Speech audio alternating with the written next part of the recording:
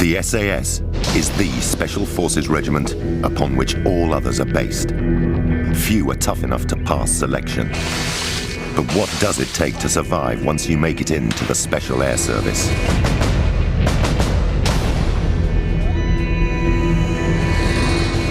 Using a series of dramatic scenarios, a team of hardened ex-SAS veterans have agreed to reveal the survival secrets that kept them alive. The commander of our four-man patrol is former SAS Sergeant Eddie Stone. With him is demolitions expert John McAleese, the first man on the balcony in the Iranian embassy siege. Additional firepower and expertise is provided by Johnny and Pete. We've had to protect their identities. Together, they'll show you how members of the world's most elite regiment fight and survive, and reveal just what it takes to wear this badge.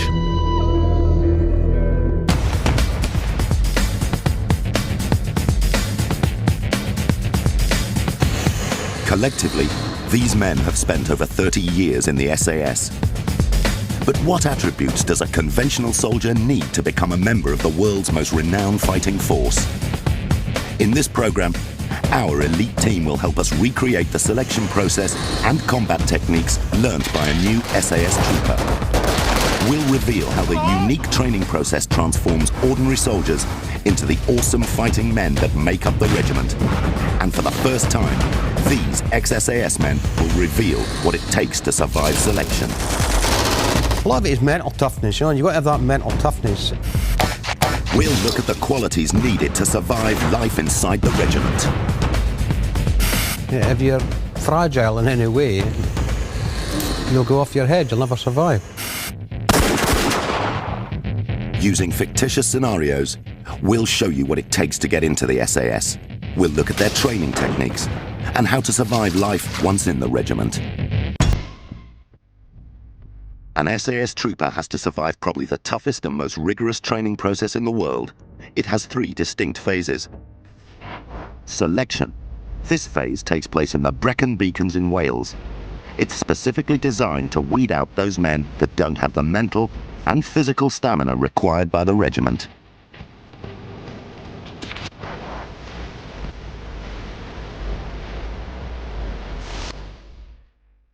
The second phase is jungle training. It's designed to see if you have the tactical and operational skills to function in this elite force under extreme conditions. The third phase is survival training. Because the SAS are required to operate behind enemy lines for long periods of time, they have to learn how to survive on their wits and what is in the surrounding environment. They also need to be able to withstand capture and interrogation. Stupid man, I was! In order to be eligible to join the SAS, you must have served at least 3 years in the British Army. Eddie Stone spent his early military career in the Scots Guards, Johnny in the Parachute Regiment, and Mac in the Royal Engineers. These men share one common attribute. And most of the guys all come from the same sort of background, working class families, largest families, wearing hand-me-downs, you know, from the brother to younger brother and all the rest of it. So most of the guys are from that type of background, hard working class backgrounds. Correct preparation is the key to getting into the SAS. You get blokes, I mean, we've all seen it on selection. Because it's raining, you get guys jacking. You know, a couple of hours, they're soaking wet and they go, oh, this is not for me. They're not hardened. You know, they're not decrying what they've done in the army, it's just they're not mentally prepared. One of the secrets to getting in the SAS is to be a good soldier. And you learn that in your battalion or your unit, correct? Your basic skills, and you know your profession. Every one of those soldiers think they're good enough for the Special Air Service. But as you say, there's no preparation, they've done no soldiering, they've read all the books, they've seen you jumping through the embassy window, and they think they're good enough. Preparing for selection means getting hill fit. Basically, the ability to navigate over tough terrain, carrying a heavy burden within punishing deadlines. The SAS is based near Hereford. All candidates for selection must report to the barracks a day before the course begins. It's the first time you'll get to size up the opposition. The first morning when you're there in parade, you're standing there was 220 guys, and I'm stood on the line and I'm looking down this line, and all I can see is maroon berets, paras, there's stacks of them, and big guys, big boys like him, and and there are some huge guys there, and I was the only Scots Guardsman there, so I felt a bit out of place, like some stood there looking around me. And at that stage, you do start sizing up other people, and you say, Jesus, he's a big guy, and these, and you start getting a little bit of self-doubt in yourself at that time, which I think is only natural, because physically they look a lot bigger than you. SAS selection is designed to test the mental and physical endurance of candidates. It's notoriously tough. Before you even start selection, you must pass a basic Army battle and combat fitness test. Okay, listen in. You're here because you think you're fit enough and a good enough soldier to join the SAS. Well, that's what we're going to find out. Starting today, you're going to do a CFT. For those of you that's not in the infantry, that is a combat fitness test. It's an 8-mile run carrying your CFO, Central European Fighting Order. You'll have 2 hours to complete this run. Anyone who fails is obviously not fit enough to be a basic soldier, let alone join the SAS. So you'll be out of here. Move. Over the next 3 weeks, candidates have to do a series of marches over the Brecon Beacons. Vehicle. Extremely arduous routes are specifically picked to test physical stamina to the limits. McLeod. All candidates march with heavy burgans, carrying up to 55 pounds, and have to demonstrate that they can push themselves to the limit, but still navigate as if it's second nature. Good. You happy where you're going to? What you doing? Good. Get away. Next two. Just go over here, put your bergens down. The ability of the SAS to march long distances, carrying heavy loads into battle, is legendary.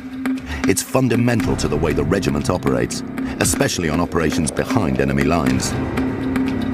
You're doing these tabs. The idea is you're walking the car out of the house in your back, and you get to where you're going to be fighting. That's what it's all about. Because that heavy burden basically represents your food, your water, and your ammo. So you're walking from A to B, get there, fight, and then scoot. Hopefully, That's what it's all about at the end of the day.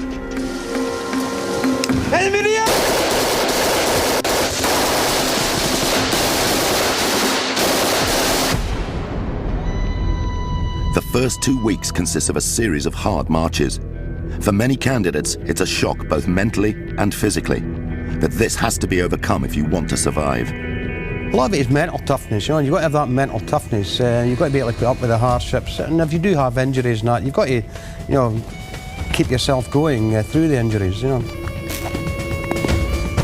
lot of people arrive there with no preparation. You've got to have that preparation, and the boots that you train in is the boots that you must wear, for the selection process. If you try and put another pair of boots on, it's going to rip your feet to bits. But if you pick up injuries, don't expect sympathy.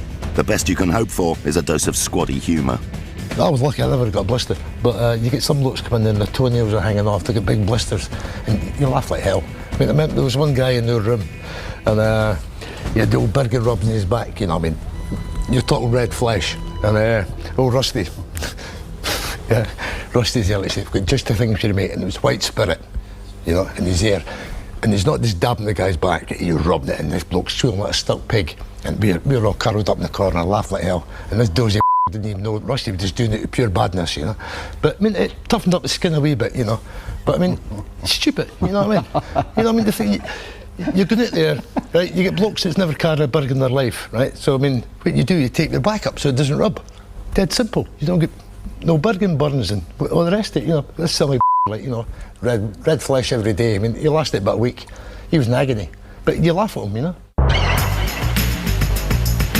Selection tests the most basic of SAS skills, the ability to navigate whilst under great physical and mental pressure. Name, close staff. Show me who you are. 3561. Because most SAS operations occur at night, you'll need excellent navigational skills. SAS operations are undertaken with utmost secrecy, so patrols avoid using roads and established routes. They'll use navigational landmarks to move from feature to feature. The SAS also use the latest technology to help them navigate. GPS, or Global Positioning System, was developed by the US Defense Department. It can pinpoint a user's position anywhere in the world.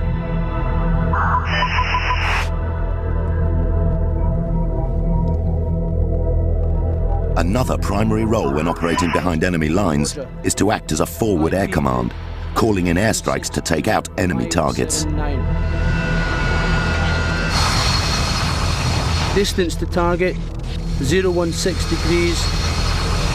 Direction 13.6 nautical miles. Read back.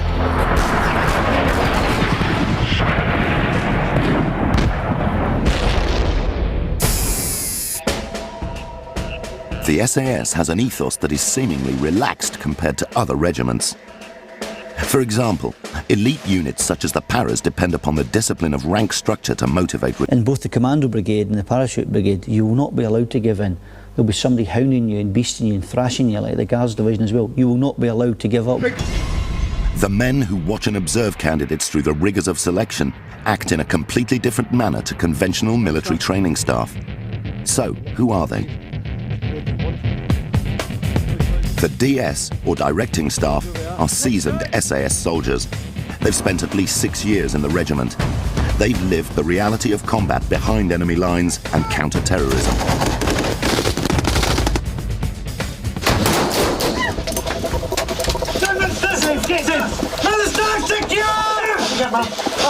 The speed, aggression and surprise of their training is in direct contradiction to the way the DS behave on selection. It's a window on the way the regiment functions. I think that the main difference with the DS, I think, is that during the early stages of selection, they're not interested in you in the slightest. They're so laid back, that they should be horizontal, but I think that they do that intentionally to give you a wrong impression of them. Walk into, give lectures with their jackets open, and smoking cigarettes. It's totally unmilitary type personas they're showing you, They're just a number there. And, they're not bothered whether you pass, fail, or burst into flames. It makes no... boom. It just makes no difference to their lives. They're just going to carry on doing what they do. I've had enough stuff. OK, grab your rifle. Get yourself in the back of the truck. It's up there, just around the corner. Sorry, Steph. I'm not interested. Just get in the truck. Pick your weapon up properly. You want to get into the regiment? Well, then show me. They're not going to say to you, right, come on, mate, get a move on. You've got to show them that you want to get in, and you've got to do that by, self-determination, and self-discipline. After 3 weeks of the selection phase, many of the candidates will have given up. Those that remain will be put through a series of extremely difficult marches, which they have to complete within a strict time limit. Up until now, candidates have left the course voluntarily. But this is the first pass or fail hurdle that they face. Those that don't come up to scratch are immediately returned to their unit.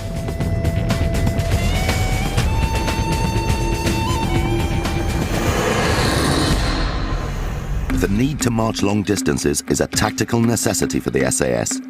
But what does an SAS patrolman take on an operation behind enemy lines? The equipment that you carry is crucial to your combat effectiveness. All of this is an example of what one man might carry. Rations, spare ammunition for potential firefights, spare batteries for radios and torches, night sights, claymores. Claymores were first used by the SAS in Borneo. They fire around 350 metal balls to a range of 100 meters, shredding anyone in their way, and are used by the SAS tactically for perimeter defense.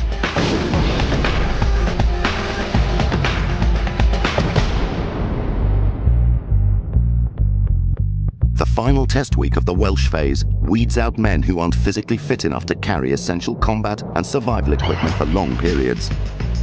This culminates in endurance, a 40-mile march carrying a 55-pound Bergen that must be completed within 20 hours. And what they're looking for is that mental determination and self-discipline and strength of mind, strength of character to continue when you're exhausted, but your mind and your heart is telling you, go through that barrier. It's like a marathon runner, when he's running in a marathon, they'll hit the barrier, as they call it, when you're the wall. You're physically exhausted. You've got no reserves left in your body, but they keep going because of the strength of determination, the strength of will to get through that and keep going. And you know, when you're doing endurance, for instance, you're doing equivalent to 2 marathons, but during the previous 4 days, you're doing probably a marathon every single day. You're doing that marathon with 55 pound in your back, plus a 10-pound rifle and water and a belt kit. Around 3/4 of candidates don't survive the Welsh phase of selection. Those that do go on to the next stage, jungle training. During this phase, those that remain will be trained and tested in the standard operating procedures of the regiment. They will be observed at all times and assessed on how they perform and react to the intense training regimen. If you haven't been in the jungle, you don't know how you're going to react. Because some people adapt it straight away, others absolutely hate it. It's a very strange place, the jungle. You know, if you can soldier in a jungle environment, then you can basically soldier in any environment. After World War II, the SAS was reborn in the jungles of Malaya in the late 50s and 60s. Many of the tactical and operational skills used by the regiment were developed during jungle operations. The remaining candidates are now divided into 4-man patrols with a DS watching them constantly. They now have to work as a team and learn the tactical procedures of the SAS. The 4-man patrol is the basic operating unit of the SAS. It's designed to be small enough to move quickly and covertly behind enemy lines, but have sufficient firepower to be able to deal with an enemy contact. A 4-man patrol always moves in a state of tactical alertness. The trooper at the front of the patrol is known as the lead scout.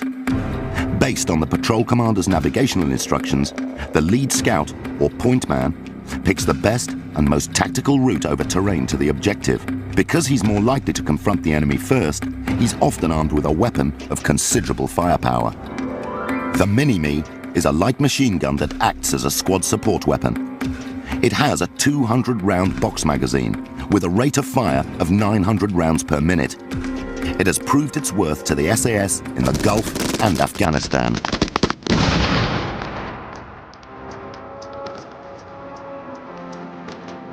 Each member of the patrol is trained to watch and observe an arc of fire that is designed to protect the patrol whilst on the move.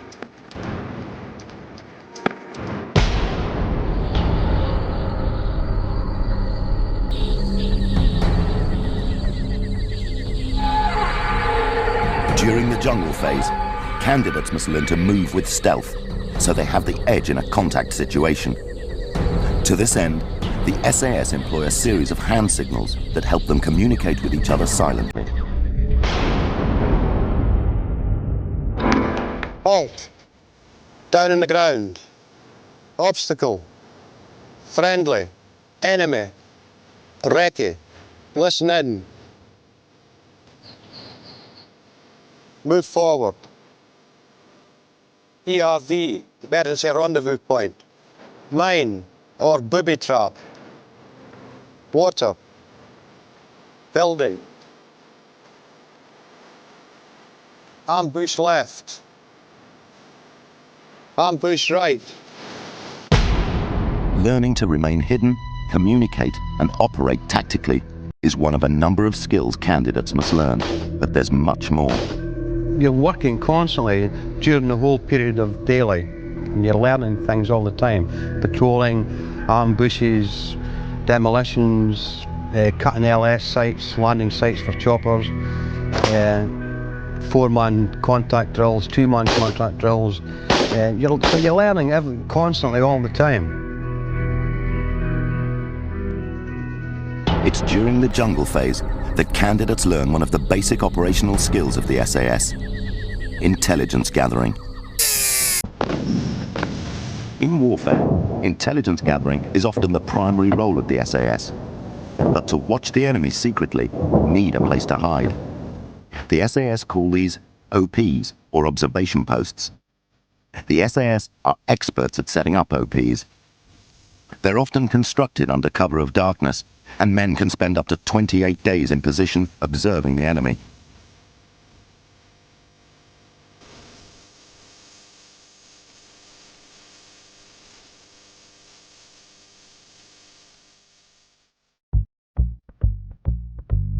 The skill of gathering intelligence is just as crucial in urban and counter-terrorism scenarios.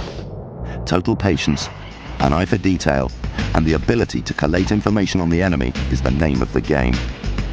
These are the critical prerequisites to mounting a successful operation.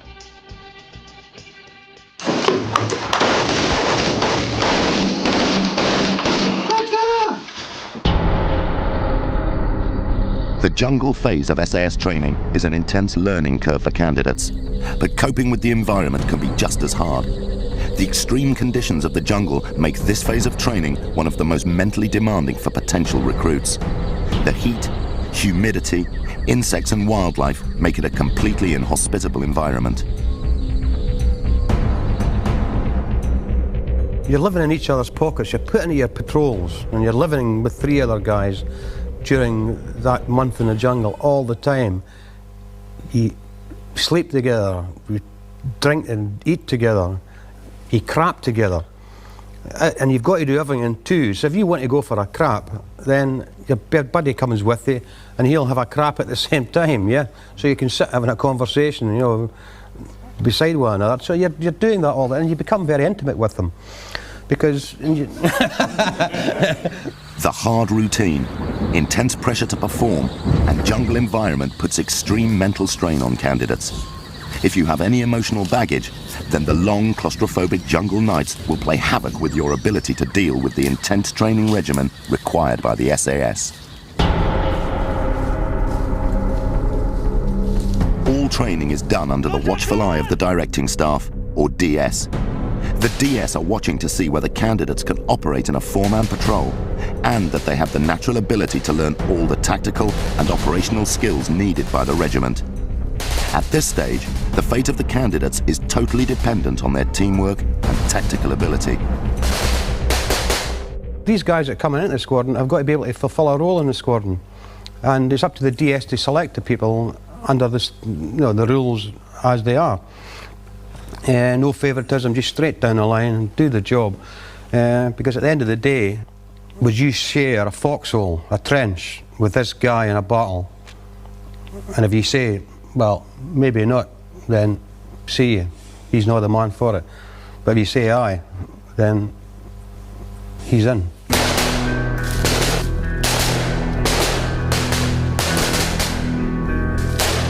Contact drills are practiced constantly by candidates so that they can perfect this most essential combat skill of the 4-man patrol. Candidates use live rounds, so there is no option of getting it wrong. That was absolute crap, right? It was terrible. Maybe that day when you were doing some training or something, you did something wrong and you got punished for it, or bollocking for it. And you'll find that's when most people jack is in the morning, after they've had that long period of time to sit and contemplate what this is all about. That's when the solitude, the worry, these seeds of doubt start coming into your mind. Most of the guys get up in the morning, think, I've got to put this wet gear in again. No, and they're not going to do it. After jungle training, those candidates that remain return to Hereford, where they'll spend a month undergoing survival training. Once you've finished that jungle phase, then you're 75% of the way there. We are, a unit which operates behind enemy lines, and there's if you get captured, then you're going to get interrogated, and you've got to be able to escape and evade. If you're bumped or you have a contact behind enemy lines where you lose some casualties, you've got to be able to get away from that and operate as an individual and survive. And if you can't do that, then they're not going to send you behind enemy lines if they don't train you how to do that. Right, Johnny, take me that left-hand side. SAS missions are highly dangerous. There's always a chance you'll get bumped by the enemy and end up going on the run pursued by a hunter force.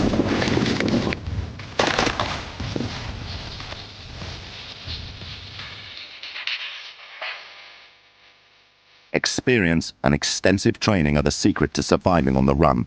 It's essential that each man carry their own personal survival kit. This is my survival kit. Various cutting implements. A wire saw. This will cut through metal. Could also be used for other things as well.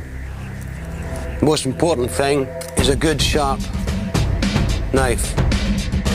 Water purification tablets. A heliograph for signaling helicopters or aircraft. A pair of tweezers for removing thorns. You leave them in too long, then they're likely to turn poisonous.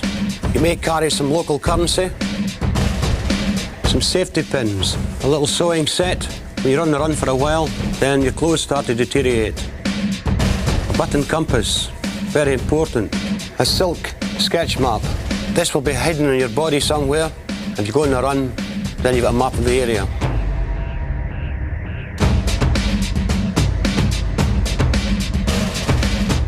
In the survival kit, there are some unusual lifesavers. Condoms. For water collection, put it inside a sock, fill the condom with water, and get a nice little carrier bag to carry the water in. A tampon. Very important that you open the tampon out. Striker and flint.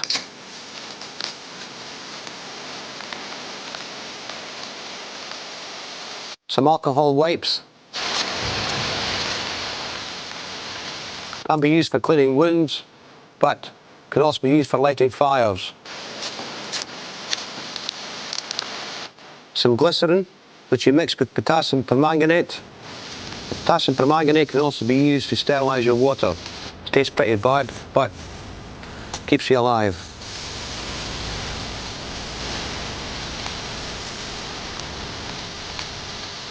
As you can see, you get a very violent reaction when these two chemicals are mixed together. This should be used only in a survival situation and at no other time.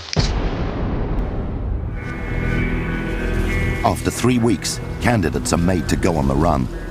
All they're given is a basic survival kit, and they're pursued by a hunter force. At the end of this, all candidates are captured and have to undergo interrogation to see if they can withstand psychological pressure. Escape and evasion part of it is, it's good, it's interesting until you get captured. You know what I mean? And that's when the business starts. Fight him, lads! Get it! Let's go! Get down! Stay there! Get him up. Up! On your feet! These guys who are doing the hunter force, they'd like nothing better than to grab hold of, a potential SAS guy and beat the out of him. During interrogation, candidates are deprived of sleep and placed in stress positions to increase the physical and mental hardship. When you're against the wall, you're physically you're tired, you've had no sleep as well, and you're against that wall, and your mind drifts off, and your mind has got to drift off, and when you're in a position against the wall, it's quite surprising how comfortable you can become in that position, even though it looks torturous.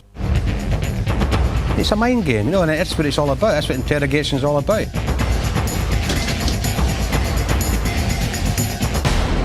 The best part is going and getting taken for interrogation.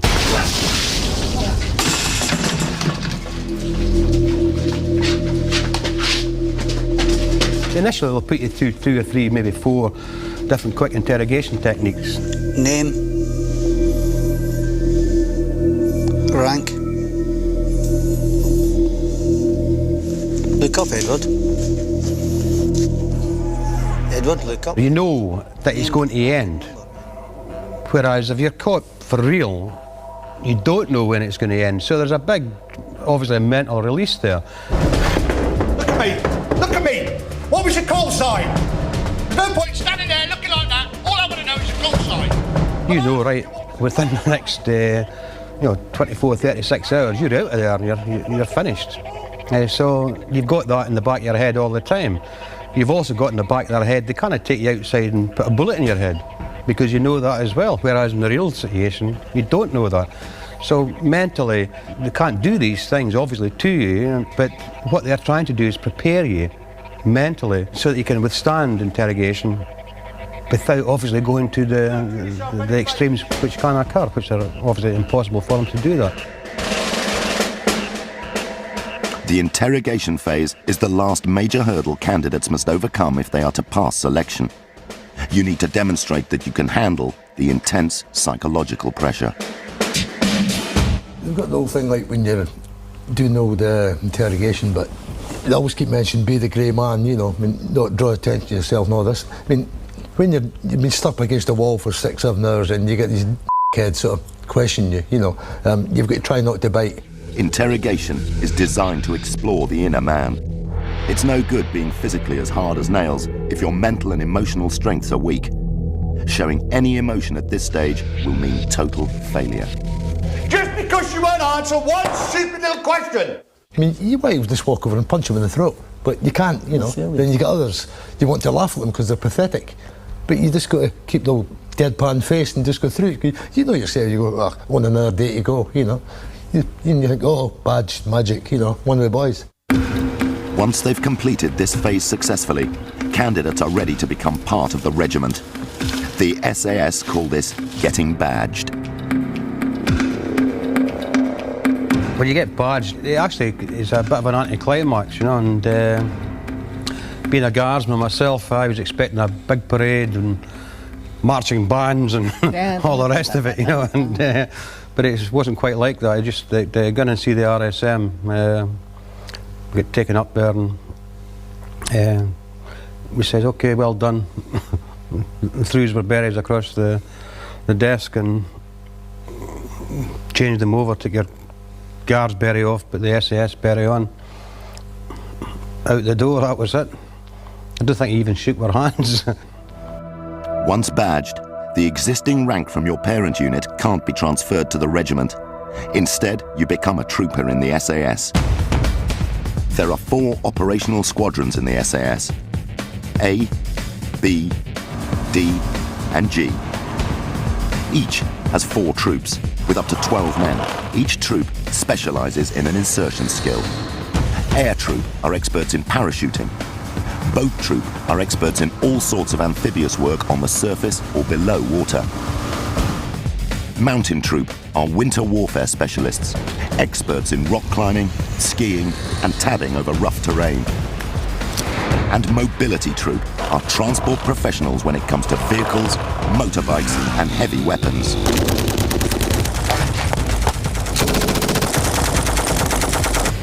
A new trooper will join one of the 4 squadrons of the SAS. For a new guy, or crow, it's just the beginning of a life of constant training and being ever ready to be called on operations. You could be in the regiment 15, 20 years and still not learn every specific skill. You're learning different skills all the time. Be it a DEMS course, medical course, signals course, language course, bodyguard course, bodyguard instructors course, vehicle driving course, vehicle maintenance courses, diving courses. The list is endless. You pass the selection, but you're actually just beginning the start of your training. Your training, your career, you know. Because you're in there, I mean, you're just a name, you know. You're the newest bloke in the squadron. You've got a lot of learning to do. I mean, you've got to remember, when you first go in, I mean, you're basically on probation for a year, you know. And then it's an ongoing system. You're learning all the time. The first thing a new trooper needs is a skill to make him an effective member of a 4-man patrol. The patrol acts as a self-contained unit behind enemy lines, so each member has a skill that complements the others, thus enhancing the team's effectiveness. In an SAS patrol, we normally have 4 basic skills. Johnny's the lead scout in this operation. He is also a linguist, speaks Sabre, Croatian and French. John Mack, he's a radio operator. He's also a demolitions expert. Pete, he's a patrol medic. He's also a trained sniper. Myself, I'm the patrol commander. I'm a sniper specialist and a trained demolitionist. All of these skills, plus the firepower we have, makes us a formidable force.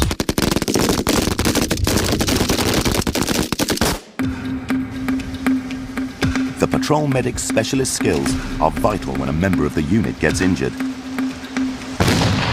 Mac has stepped on a blast mine that has shredded his leg. Behind enemy lines, patrol medics customize their medical kit dependent on the size and nature of the mission. The kit needs to be lightweight but sophisticated enough to deal with all the injuries associated with combat. Here, the priority is to stem the flow of the bleeding from the leg, using sterile dressings. The medic also needs to stop any chance of infection from dirt and debris from the mine blast. The next priority is to get an intravenous drip into a vein before it collapses. The final step involves using a simple key code to mark the casualty's forehead to help the extraction unit.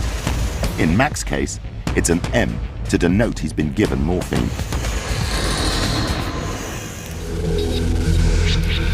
One of the first skills a new recruit learns is signaling. Signalers must be skilled in a variety of radio equipment, as well as coding and decoding. The communications equipment used by the regiment makes interception by an enemy impossible. Maintaining communication is vital to any military operation, especially within the SAS. Information conveyed can be as varied as calling in an airstrike, requesting extraction, or passing on routine reports. Fortune 3, Roger. IP grid 162579. Weapons training is crucial to the effectiveness of the regiment. Most infantry soldiers won't have fired a pistol during their conventional army career. But in the SAS, a huge amount of training and resources is spent on perfecting the use of a variety of weapons. How you hone your skills, how you learn pistol shooting and the amount of ammunition you get, which you never had access to in a normal infantry unit. Just going on the ranges, you go on the ranges, you get boxes and boxes of ammunition. So you can then practice and hone your skills to perfection, because you've got to. The SAS train constantly to give them the edge in all contact situations. It's this level of training that makes a Special Forces unit. There's old adage like, train hard, fight easy. And it's been proved loads and loads of times. The SAS mantra is speed, aggression and surprise in contact situations. Because of the constant training, an SAS soldier has a high degree of self-belief in his ability. This makes him far more effective in contact situations. You do like basic pistol shooting, and you do a turn, you always turn towards the enemy.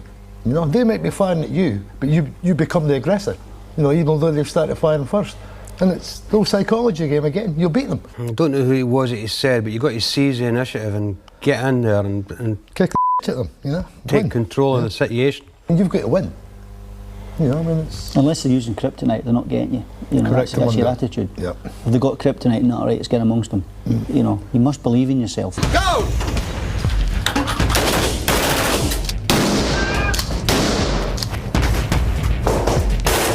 When the regiment ended the Iranian embassy siege in dramatic fashion, their motto, "Who dares wins," was catapulted into the consciousness of the public.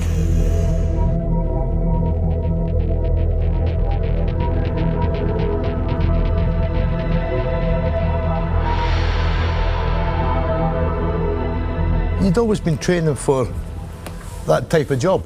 Because of the sort of media coverage after it, it put the regiment in the world's eyes, really, the size of the selection straight after old embassy siege, it was unreal. There were thousands of people want to go, they all want to swing through windows and ropes and things, and wear all black kit.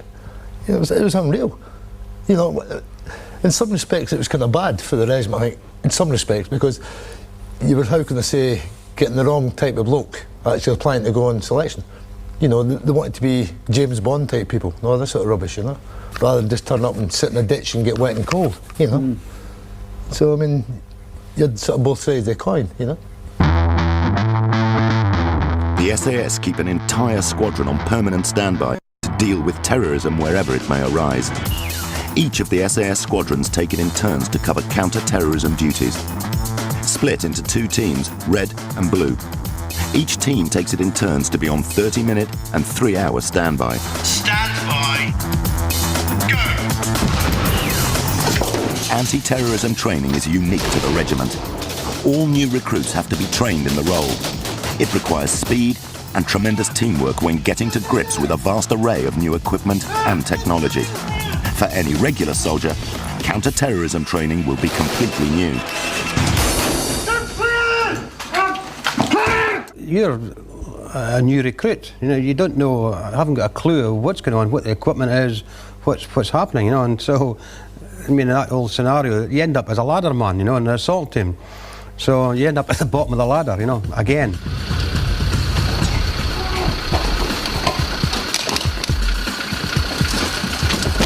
So, and which is only fair and right, because you don't know what the business is. CQB, or close quarter battle, is a combat skill developed by the regiment. Members of the counter-terrorism team spend endless hours in the killing house, a specially constructed building designed to practice their techniques. The killing house has specially designed bullet-absorbent walls because the soldiers use live rounds.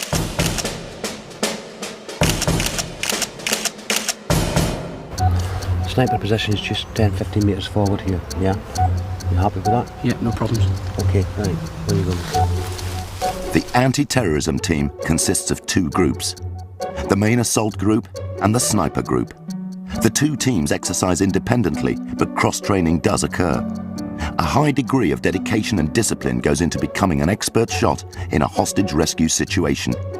Members of both groups of the team must have the ability to shoot from any position in any environment. Because of this, SAS soldiers train to identify and confirm targets, then act rapidly.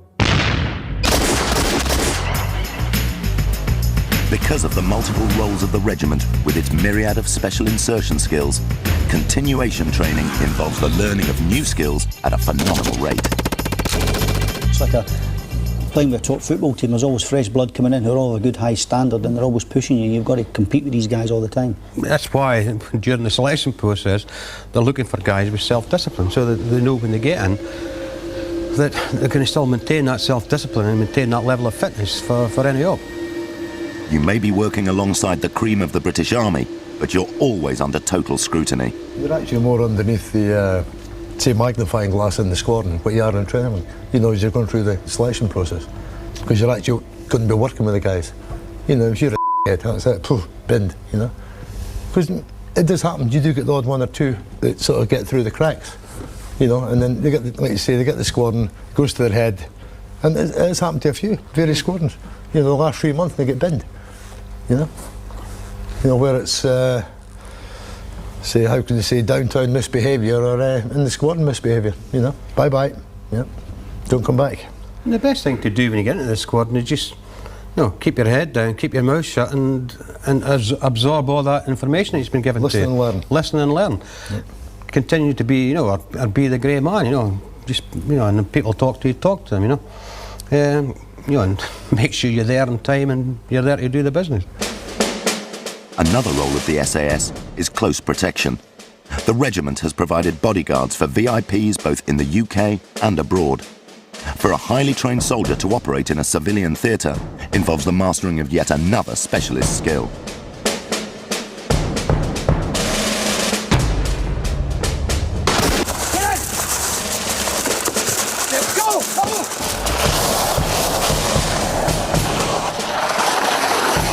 Well, it's the same as soldiering in military clothes, just a different type of uniform. You're doing a job and you're doing a military role, and you've been asked to bodyguard somebody, then you'll do that. The only difference being, instead of wearing camouflage gear or counter-terrorist gear, you're wearing civvies. Depending on the threat assessment, the team may need to be heavily armed when bodyguarding a VIP. Often, these weapons have to be concealed.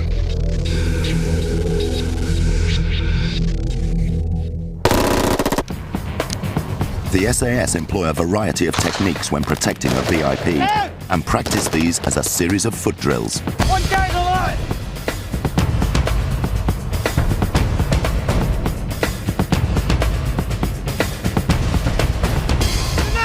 Get down!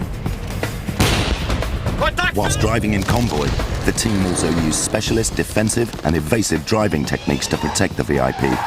But for a hardened soldier, this role is far from glamorous.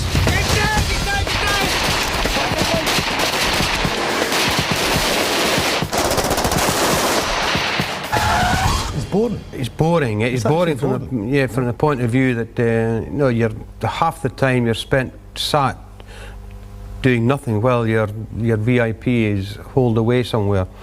For every 10, 15, 20 minutes of activity, you've been sat around for 11 hours. So it's quite a boring job. But once again, it's a job that you've got to keep yourself alert at, and you're a professional, that's what you are. You're a professional soldier, and if you're asked to do that role, then once again you'll do that role to the best of your ability. You might not like doing it, but you've drawn the short straw. You've got to go and do this, so you go and do it, and get on with it. Because of the multiple roles of the SAS, the regiment has to be on constant standby to deal with terrorism and go on operations behind enemy lines. The ethos of the SAS is to train hard, to fight easy. This is vital if the regiment is to be constantly ready to fulfill its role in combat.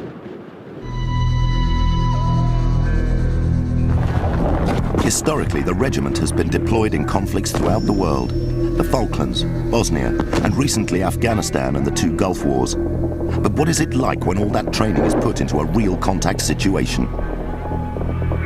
The fact that you've passed selection and you've came from whatever unit you've arrived from doesn't then say, okay, right, this guy's going to react this way when the bullets start whizzing towards him. They can react totally the opposite way. They can hit the deck and not want to get on with it. But you would hope, that because of what he's went through and all that, he's going to get up and fight with you, and that's what it's out. But at the end of the day, until you come under fire, effective enemy fire as they call it, then you can't judge how you're going to react yourself. Yeah, but nobody does. Nobody does till you get shot at. You get shot, you shit yourself.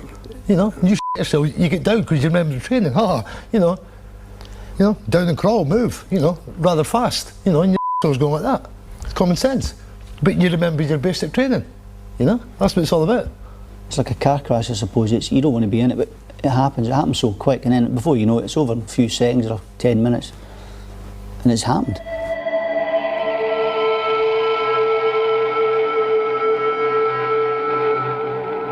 The whole thing is about it's the training, and people say, well, you're frightened, but you're not, because you're totally concentrating on what you're going to do, and you're thinking about the operation, what's happening, and you're reacting to that. So you haven't got time to be frightened.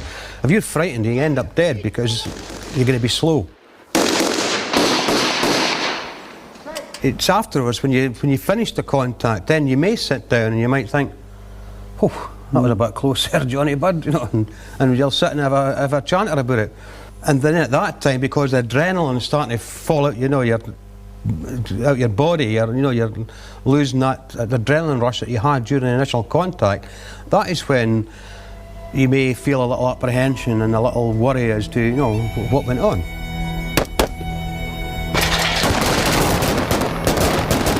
You can't think about your enemy. All you think about is that if he's putting fire down against you, you're going to take him out. Can't have any emotion about it.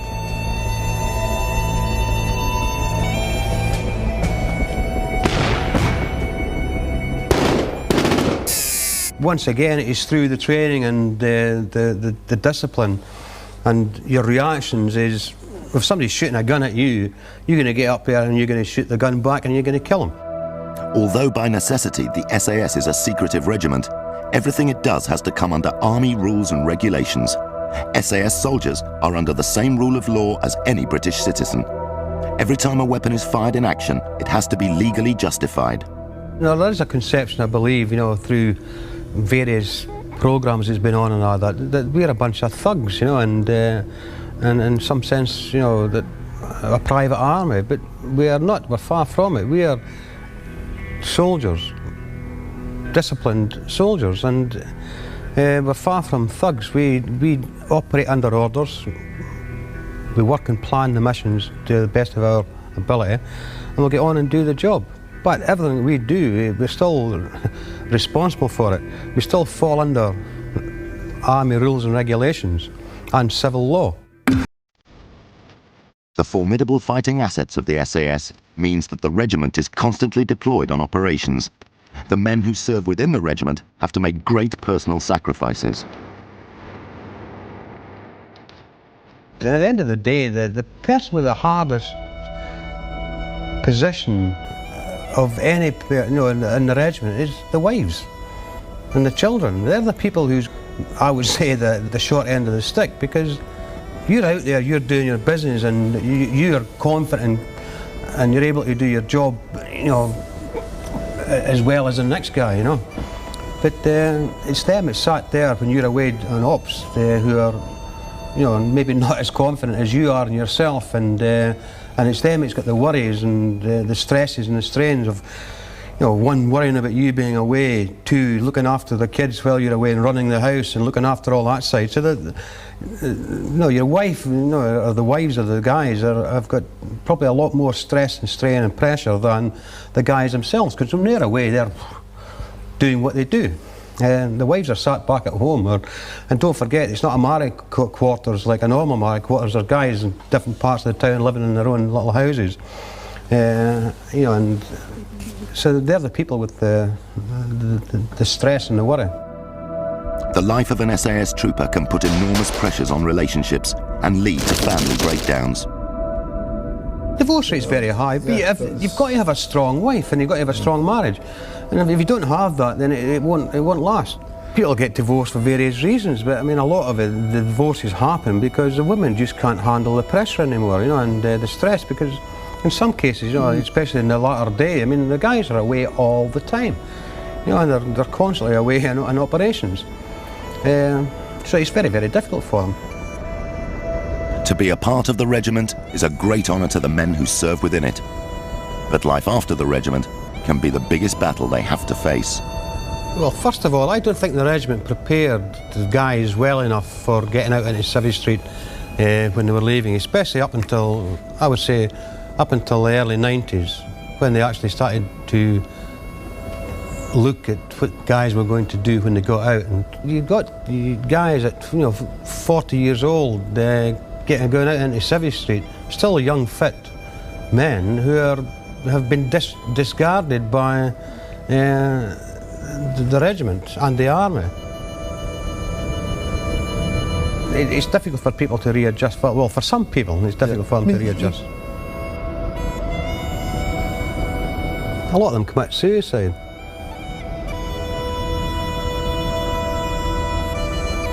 Like you see, you get some blokes, they've been in, say, 20 odd year, and one minute they're, say, Sergeant Major or something like that, and the next minute they're back to square one again. Because you go out in Civvy Street, you're no longer the big cheese, and some people can't accept it. They get out, they get a job, and they think, oh, I'm still Sergeant Major.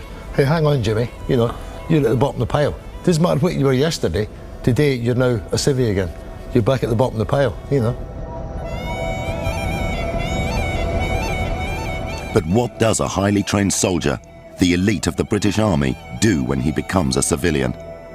Many go on to the circuit, a euphemism for a variety of organisations who provide security for big businesses all over the world. Well, first of all, I worked in the Middle East for a year. I was a captain in the Royal Omani Police Force. I left there and went to work in Southern Africa for the Wildlife Fund training anti-poaching units. I was operational manager for some security companies over there, operational director. Came back to the UK and I started working offshore, and I was a rigger in the offshore construction vessels doing in the oil fields. Was a postman, delivered mail.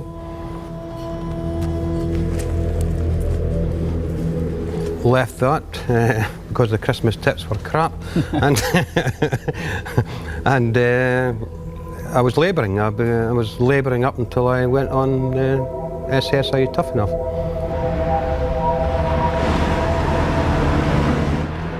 I've had a pub.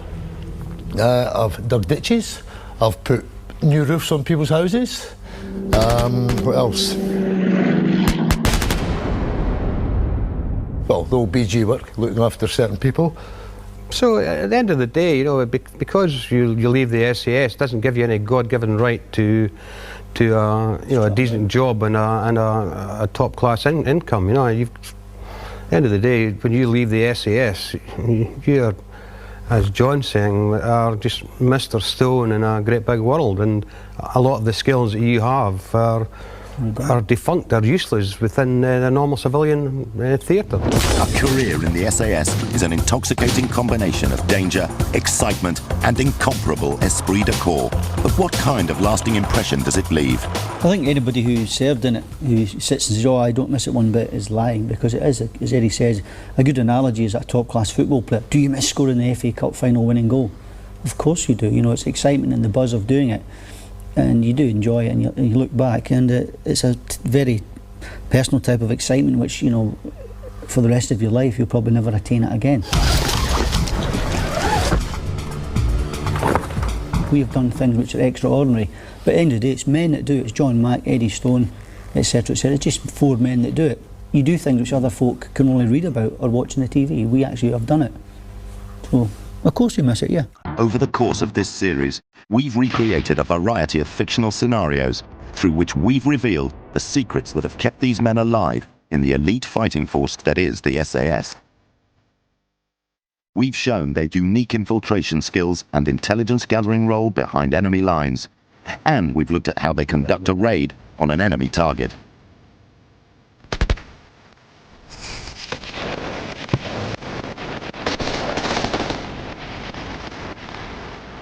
We witnessed the combat tactics that a 4-man patrol used during contact with the enemy.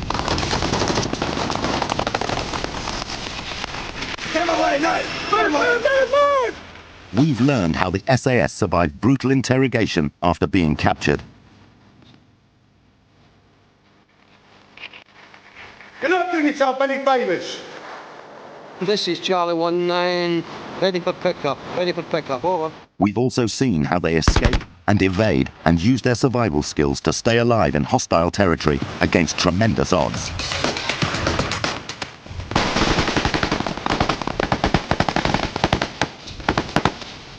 But we've also seen the SAS in other roles, such as providing high-level VIP protection. We've looked at the training, planning, technology and tactics used by the SAS when in a bodyguarding role. Shut it! And we've examined what happens when the SAS is called in to rescue hostages in a similar scenario to that of the Iranian embassy siege. All of these survival secrets are what makes the SAS the elite amongst all the special forces in the world.